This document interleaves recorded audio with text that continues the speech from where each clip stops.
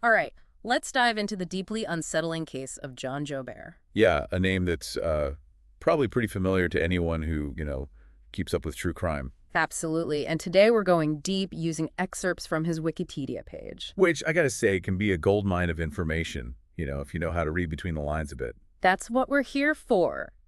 Today, we're trying to understand what transforms a seemingly average kid into a serial killer. And that's what makes this case so intriguing.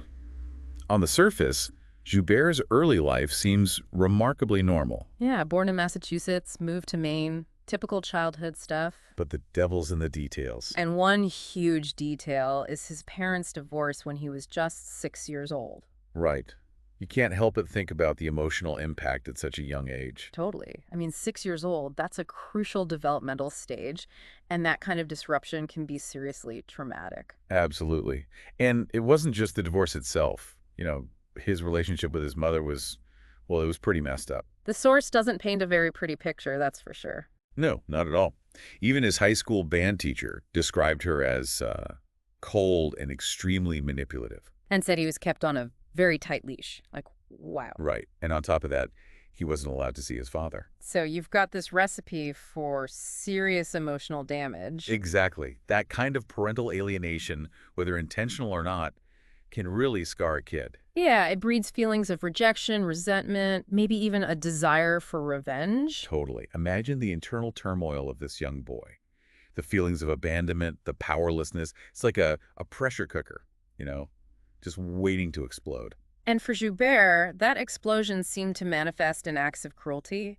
He was only 13 when he stabbed a girl with a pencil. Yeah, and the really disturbing part is that he was sexually stimulated by her pain. It's chilling. And then he attacks another girl with a razor blade. These early signs of sadism are often overlooked, but they're critical warning signs. And what's even more concerning is that he wasn't held accountable for either incident. Right. He wasn't identified or charged.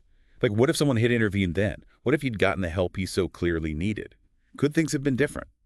It's a terrifying thought, and it really highlights how crucial it is to recognize and address these red flags early on. Absolutely. And the scary thing is, it didn't stop there. He later beat another boy, almost unconscious. This pattern of escalating violence, it's like he needed to control others. Exactly. Each incident kind of becomes a stepping stone. Yeah. He becomes desensitized to violence and is pushed further down a very dark path. It's as if he was experimenting with cruelty, testing boundaries and realizing he could get away with increasingly disturbing acts. So fast forward to 1982 in Portland, Maine. 11-year-old Ricky Stetson goes jogging and disappears. And the details of how they found his body the next day are just horrifying. Stabbing, strangulation, even bite marks. Ugh, the bite mark. Yeah, that becomes a really important detail later on. Yeah. Initially, they arrested a suspect, but his teeth didn't match, and the case went cold. Meanwhile, Joubert joins the Air Force. Seemingly unrelated. But if you look at the timing, He makes you wonder, right? yeah, it becomes pretty clear that this was more than just a career move. FBI profiler Robert Ressler actually theorized that Joubert joined the military to get away from Maine. To escape the possibility of being connected to Stetson's murder. Exactly. A fresh start. Yeah. A way to blend in, and avoid detection. So instead of deterring his violent urges, the military move might have actually given him a new hunting ground. It's possible. And then, in 1983 in Nebraska, Joubert's reign of terror seemingly continued with the disappearance of 13-year-old Danny Joe Eberly. Who vanished while delivering newspapers. Right. And his brother actually remembers being followed by a white man in a tan car just days before the kidnapping. Chilling. That kidnapping brought the FBI into the picture. And tragically, Eberly's body was discovered 3 days later. And the evidence of torture was undeniable. Oh, yeah. He was bound, his mouth was sealed with surgical tape, and he had been stabbed multiple times. It's just horrible. Later, Joubert actually admitted to enjoying the torture. It's unfathomable. Like, how could anyone get pleasure from causing such pain? It's a question that has haunted criminologists and psychologists for a long time.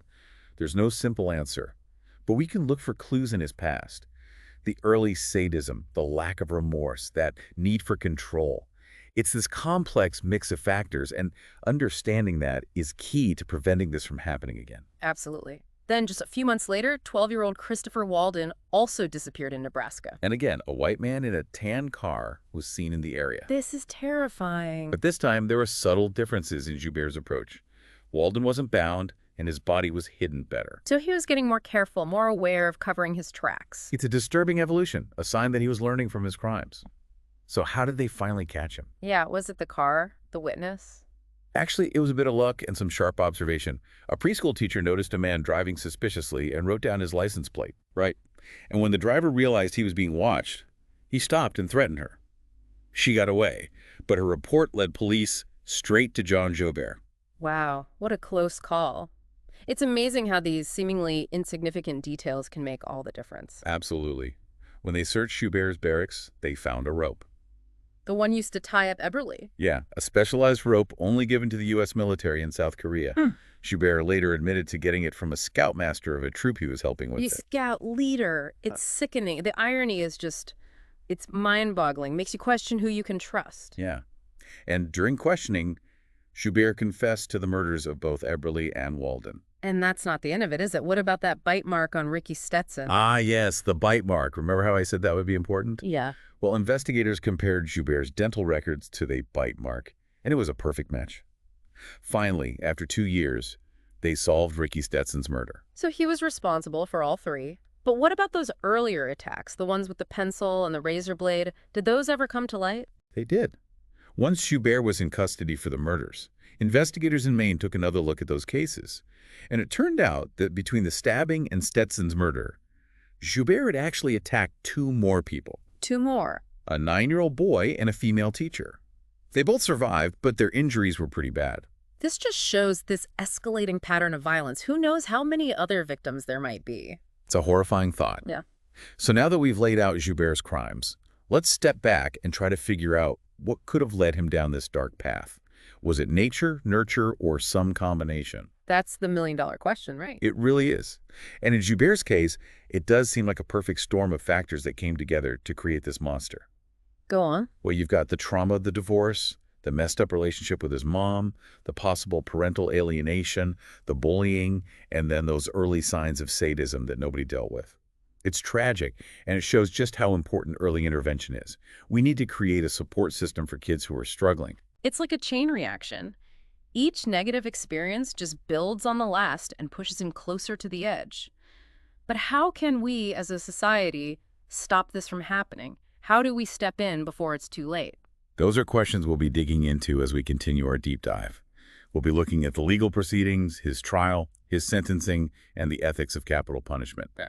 But for now, let's just take a moment to process the gravity of these crimes and remember the victims and their families. Yeah. Their lives were forever changed by Joubert, and it's important that we remember them and honor their memory. We've been talking about the life and crimes of John Joubert, and man, it's a story of missed opportunities and escalating violence. But now I want to shift gears a little and talk about the legal proceedings and ultimately, the consequences of his actions. Right. So Joubert actually faced separate trials, one for the murders in Nebraska and one in Maine. In Nebraska, he was charged with the deaths of Danny Joe Eberly and Christopher Walden. Okay. At first, he pleaded not guilty, but he later changed his plea to guilty on both counts. Interesting. Any idea why the change? It's hard to say for certain, but it's possible that his defense team advised him to do it. A guilty plea could have been his best shot at avoiding the death penalty. Right, because Nebraska is a death penalty state. Exactly. So what happened in the Nebraska trial? Well, he was found guilty, and the court sentenced him to death for both murders. Then in Maine, where they didn't have the death penalty at the time, he was tried and convicted for killing Ricky Stetson. And he got a life sentence. Okay. 2 very different outcomes for basically the same crime. It really shows you how complicated and how inconsistent the legal system can be. Absolutely. Different states have different laws and sentencing guidelines, and that can lead to really different outcomes even for, similar crimes. Joubert's case actually became a big part of the whole debate about capital punishment. I can see why. He filed a ton of appeals trying to challenge his death sentence in Nebraska. One of his arguments was that the electric chair was cruel and unusual punishment. And that argument gained some traction, doesn't it? Especially after the details of his execution came out. Yeah. The source mentions that Joubert suffered some pretty severe burns during the execution, like a huge blister on his head and burns on both sides of his head. It's gruesome. It really makes you think about the ethics of execution. For sure. Whether or not you agree with the death penalty, the way it's carried out should be scrutinized very, very carefully. Inflicting unnecessary pain just goes against the idea of humane treatment, no matter what the person did. It makes you think, should we be trying to make sure death is quick and painless, regardless of the method, or is the act of taking a life, even someone like Joubert, always going to be problematic? That's a big question, and it's something society is still struggling with. The ethical questions around capital punishment are complex. There's no easy answer, and each case has its own set of moral dilemmas. Joubert's case is especially disturbing because it forces us to see both sides of human nature. I mean, on the one hand, he did these awful, horrible things, but on the other hand, he was also a product of his environment. Maybe his life could have been different if he had gotten help early on. Right. It's that classic nature versus nurture debate.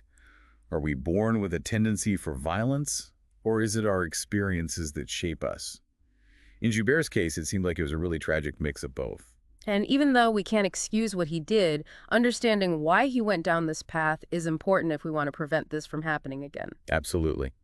By looking at cases like Joubert's, by trying to understand the psychology, we can learn to see the warning signs, Yeah. the red flags that might mean someone is capable of violence. So we can intervene. Exactly. We can develop better ways to step in and offer support to people who might be on that edge. It's about realizing that every life has value, even a life as troubled as John Joubert's. Yeah.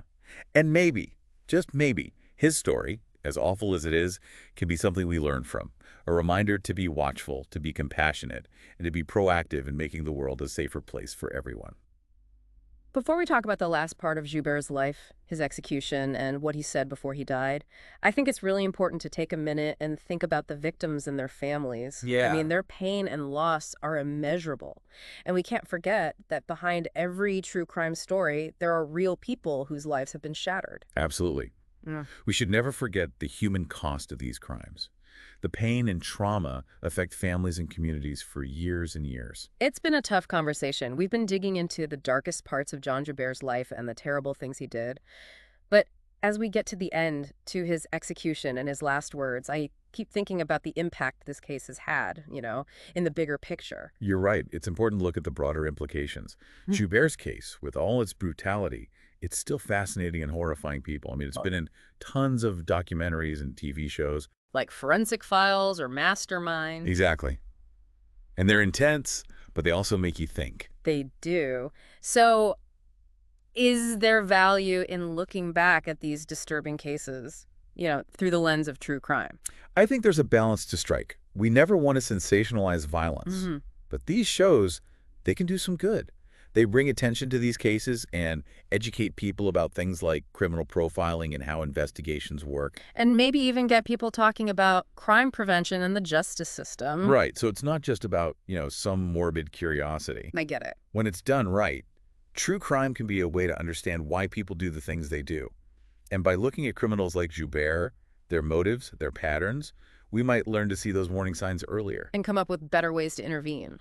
Exactly. It's like shining a light on the darkness so we can see better and protect ourselves. That makes sense. Knowledge is power, even when it's disturbing.